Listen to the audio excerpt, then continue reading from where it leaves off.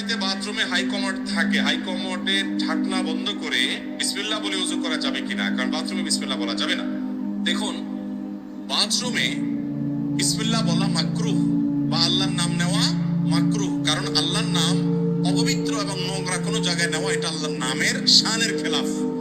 এই জন্য বাথরুমে বা টয়লেটের ভেতরে ওযু না করে বাহিরে যদি বেসিন থাকে, টেপ থাকে, সেখানে ওযু করা উত্তম। যদি কারোর বাহিরে কোনো ব্যবস্থাপনা না থাকে ওযুর, তিনি বাধ্য হয়ে ভেতরে টয়লেটেই ওযু করতে হয়, টেপে বা বেসিনে বা টয়লেটের ভেতরে, তাহলে সেক্ষেত্রে তিনি বিসমিল্লাহটা মনে মনে বলবেন, বলে ওযু করে ফেলবেন।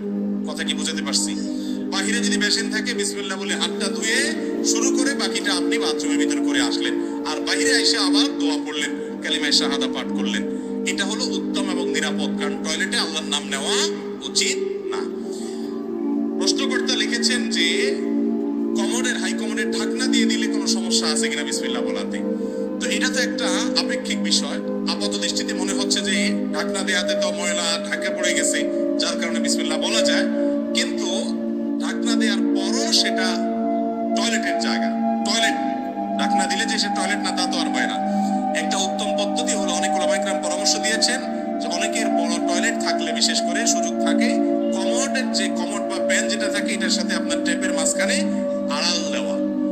আজকাল প্লাস্টিকের অনেক পর্দা হয়েছে, টেনে পর্দা দিয়ে দেওয়া যায়, অথবা বুক পরিমাণ ওয়াল করে দেওয়া, তাহলে পার্টিশন করে দিলে ওইটা টয়লেট হলো, এটা ওযুখানা হলো, হাত ধোয়ার জায়গা হলো, তাহলে সেক্ষেত্রে আপনি বিসমিল্লাহ পড়তে পারেন।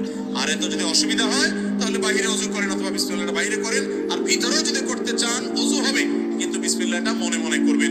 মুখেও যদি বিসমিল্লাহ বলেন তাতে ওযু হয়ে যাবে, কিন্তু কাজটা অনুত্তম হলো। এটাকে আবার মানুষ এত হার্ডলি নেয় যে বাথরুমে তাহলে ওযু করলে ওযুই হবে না, ওযু হবে না, ব্যাপারটা সেরকম না। বাকি আল্লাহর নামটা সেখানে নেওয়াটা